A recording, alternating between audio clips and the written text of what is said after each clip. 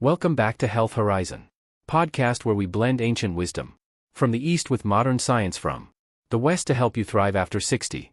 Today's episode might just save your life because every year hundreds of thousands of seniors experience strokes. Many without warning, many without ever seeing it coming. But what if the first signs were hiding in plain sight? And what if certain everyday morning habits, things you've done for years, were quietly tripling your stroke risk? Well, joining me again today is someone who's been sounding the alarm on this for decades. He's over 100 years old, still sharp, still practicing, and he's here to share what every senior must know before it's too late. Dr. Hinhara, welcome back. Applause. Thank you, John. It's always an honor, and yes, this is one of the most urgent messages I give my patients over 60. Strokes do not come out of nowhere. The signs are there, the causes are there, and with the right awareness they can be prevented. But the clock starts early, often first thing in the morning. That really gives me pause, because when we think about strokes we imagine something dramatic, a collapse, a slurred sentence, a frozen face. But what you're saying is the real warning signs often come quietly, and they show up when we least expect them: brushing our teeth, tying our shoes, pouring that first cup of coffee. So let's get right into it. Exactly, that's why this conversation matters, because it's not just about emergencies, it's about the tiny clues that come first, the little signals your body sends before a stroke ever happens. In this episode we're going to talk about those first signs, the ones most people miss. We're also going to walk through the worst morning habits I see in seniors that silently raise stroke risk, some of which might surprise you. And I'll tell you right now, the final two are the most dangerous and the most overlooked. So if you're over 60 or love someone who is, I urge you stay with us until the end, because this isn't just about prevention, it's about protection. And every single change we talk about today could make the difference between a normal morning and a life-changing event. So then, Dr. Hinhara, what's the very first sign you tell your patients to watch for? It's not pain, it's not dizziness, it's something far more subtle and far more dangerous because of it. The first real sign of a stroke for many seniors is a sudden shift in coordination. You reach for your toothbrush and your hand doesn't land where it should. You go to sip your tea and it dribbles slightly. You try to button a shirt and your fingers just feel off, not paralyzed, not numb, just wrong. These aren't dramatic symptoms, that's why they get ignored, but they are neurological. Your brain is responsible for every smooth movement. So when something feels clumsy, lagging, or uncoordinated, that's not aging, that's a potential blood flow interruption. Have you ever experienced this with one of your patients? I had a patient once, 74 years old, retired accountant, very sharp. He came in not because he was sick, but because he said, I've been dropping my keys more often. My wife noticed I've been fumbling with buttons. I thought maybe it was arthritis, but I asked more questions. He'd also had a moment a few days prior where he tried to write a grocery list and forgot how to spell milk. Just blank, no headache, no slurring, but something was wrong. We ran a scan and found he had experienced a small TIA earlier that week. The next 48 hours were critical. We adjusted his medication, cleaned up his diet, monitored his pressure and hydration. He never had a full stroke because we caught the warning, and that's the key, isn't it? Catching it before it becomes irreversible. Exactly. A study published in the Lancet Neurology followed patients after TAS and found that the first 48 hours were the highest risk window. If a patient received treatment during that time, the risk of a major stroke dropped by more than 80%. That's how fast you have to act and how fast you can change the outcome. That's incredibly sobering and empowering, because that means awareness. Just noticing something's off can literally save your brain. Yes, but only if you know what to look for and when. Let's talk about that when, because you've said before, the most dangerous time for stroke isn't in the middle of a stressful day, it's actually first thing in the morning. Why is that? Because your brain wakes up before you do, and for most people over 60, that first hour after opening your eyes is when your body is most vulnerable. Here's why. Overnight your body becomes dehydrated. You haven't had water in 6 to 8 hours. Your blood thickens slightly, your cortisol, the stress hormone, spikes sharply at dawn, and for many seniors, blood pressure follows. That creates a perfect storm: thick blood, tight vessels, and a surge in pressure through aging arteries add to that. The way most people start their day, fast, distracted with the wrong habits, and you've created an environment where stroke risk quietly triples. Let's get into those habits, because I know some of them will sound familiar to a lot of listeners, and that's the point, isn't it? Yes, these are common, cultural, even convenient, but After 60 convenience can be costly and the first one is the most overlooked of all. Skipping water. Most seniors wake up and head straight for coffee. Maybe they brush their teeth, check their phone, pour a cup and start the day, but they don't drink any water, and that's a mistake, one of the biggest, because after 8 hours of sleep your blood is like a sponge with no water in it. That increases the viscosity, the thickness of your blood, and thick blood moves slower, clots easier, and stresses the heart and brain.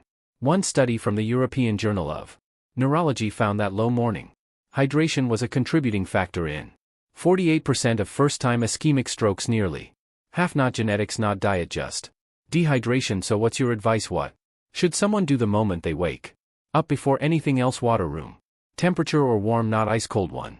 Full glass before the coffee, before the pills, before the news. You are rehydrating your brain, not just your mouth. That hits me harder than I expected, because I think about how many mornings I've started with coffee and nothing else. No water, no pause, just straight into caffeine and cortisol. And I know I'm not alone in that. You're not. It's what most people do, but your brain doesn't want stimulation first, it wants circulation, and that doesn't start with coffee, it starts with hydration. It makes so much sense, and what I appreciate about your approach is that it's not about fear, it's about function. You're showing us how to help the brain do what it's already trying to do. Exactly. The body wants to heal, the brain wants to flow. We just have to stop interrupting it. All right, let's move on. What's the second morning habit that raises stroke risk after 60? The second habit is something almost nobody talks about, but I see it all the time in my older patients. It's sitting too long in bed before moving, staying seated, scrolling your phone, or just staying still for 20-30 minutes without circulation. After 60, your blood vessels are less elastic if you go from hours of lying down to just sitting motionless. Especially without movement, blood pools in the lower body that slows return to the heart. It reduces brain perfusion, and for someone with plaque or clot risk, it can be the trigger that's unexpected, because we think of lounging in bed as restful, but what you're saying is it's a vascular bottleneck. Exactly. The heart has to work harder to recirculate blood that's been pooling, and if blood pressure surges or if a clot has formed in a leg, those first movements can send it upward. I've seen strokes happen in the bathroom because people went from lying to straining without a proper transition. So what's the safer alternative? Wake up slowly but move early. Do ankle rolls while still lying down. Flex your toes. Then when you sit up, do shoulder circles, neck rolls. Stand up gently. This gets blood moving upward again safely. Gradually, even 2 minutes of gentle movement can prime the body for a much safer morning. That's such a simple shift. And again, not scary, just smarter. That's what longevity really is. Small moments, big impact. Let's talk about habit number 3, because I know this next one affects nearly everyone I know, especially retirees. Yes, the third habit that raises stroke risk after 60 is skipping breakfast, and I don't mean a big breakfast, I mean any breakfast too. Many older adults wake up, drink coffee, take medications, and eat nothing. They say they are not hungry or they're trying to intermittent fast, but after 60 that can be risky, especially for the brain. Why is that? I thought fasting was supposed to be healthy. Fasting has benefits in younger bodies with stable blood sugar and strong hormonal rhythm, but after 60, the body becomes more vulnerable to hypoglycemia, low blood sugar, and when that happens, the brain suffers first. The brain runs on glucose it doesn't store much, so if you're already dehydrated and then you don't eat, you're creating the perfect storm for dizziness, mental fog, or worse, a vascular event. Especially if you're on blood pressure or diabetes medication. That's a critical point, because I know a lot of seniors, myself included, who take pills in the morning and don't eat for hours. That's one of the most dangerous combinations. Many stroke cases I've seen in patients over 65 involved skipped meals plus medication plus stress. Instead, I recommend a small protein-rich breakfast. It doesn't need to be big. Half a boiled egg, a spoon of yogurt, a few soaked walnuts, just enough to stabilize blood sugar and tell your brain you're supported. That's a shift we can all make, and it's doable even if you don't have much of an appetite. Exactly. It's not about appetite, it's about circulation, stability, and rhythm. That one really hits home, because for years I thought skipping breakfast was a form of discipline. I'd even feel proud about it, like I was doing something healthy, but now I see it's not discipline, it's denying the brain exactly what it needs at the exact moment it needs it most. You are not alone, John. Many seniors, especially men, see breakfast as optional, but after 60 nothing is optional when it comes to circulation. And that brings us to habit number 4. Rushing into stress. I can see in your face you are wondering what that means. Tell me it means checking the news before your feet hit the floor, reading emails at the breakfast table, arguing with your spouse about the day's schedule before you've even had water. This is a problem because the brain after sleep is in a fragile state. It hasn't fully switched into cognitive gear yet. Your cortisol is already peaking. Your blood pressure is naturally rising. If you add mental strain to that moment, you amplify the physiological stress. A 2015 study published in the journal Stroke followed over 93,000 people for more than a decade. It found that individuals who experienced high psychological stress early in the day were significantly more likely to suffer a stroke, even when controlling for other risk factors like age, smoking, and blood pressure. And here's what's worse: the risk was highest in those over 60 and highest of all within the first 3 hours of waking. So when you wake up and reach for your phone or dive into the day without creating space, you're stacking pressure on top of pressure in a body already on edge. Instead, create a buffer. 10 quiet minutes stretching, a walk, even just sitting with your tea and being still. Give your brain a chance to stabilize before you load it with tasks. This is not luxury, it's neurological hygiene. That study you mentioned, that really shook me because I used to think stress was just emotional, something you felt, maybe vented and moved on from, but hearing that it physically primes the body for a stroke, especially first thing in the morning, that changes how I think about every notification, every headline, every rushed conversation. And now we've come to it, the one we've all been waiting for. You said at the start of this episode that the last habit might be the most dangerous of all and the most ignored, so let's talk about it. What is the 5th morning habit that quietly increases stroke risk and still flies under the radar for so many seniors? It's one word, but it's the foundation under all the others: stillness, and not the peaceful kind. I'm talking about physical inactivity, waking up and then spending the next hour or two sitting on the bed, at the table, on the couch. No real movement, no circulation, just stillness. That's something I think we're all guilty of, especially after retirement. You wake up, pour a cup of coffee, maybe read the paper. It feels normal, it even feels healthy, like you're easing into the day, but you're saying that stillness could actually be dangerous. Yes, especially after 60, because your blood is already more prone to clotting. Your veins don't push blood upward as easily, and without movement the vascular system slows. The legs become pooling zones, and that's where most clots begin.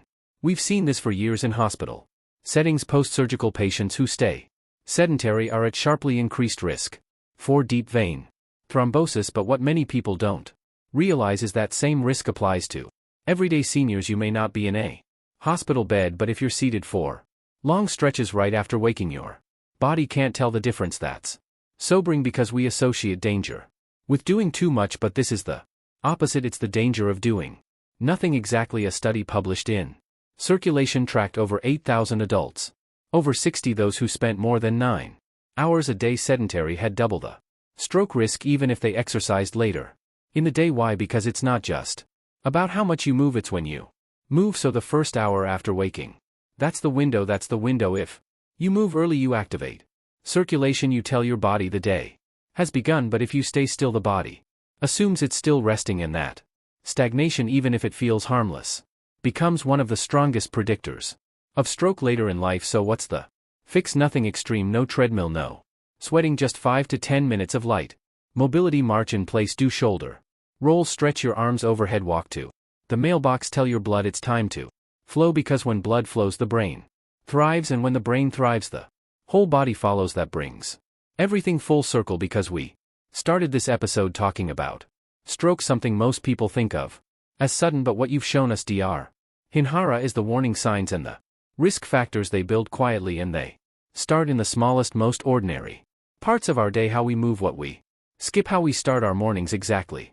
Health after 60 is not about dramatic change, it's about consistent awareness. The brain is not asking you to be perfect, it's asking you to pay attention.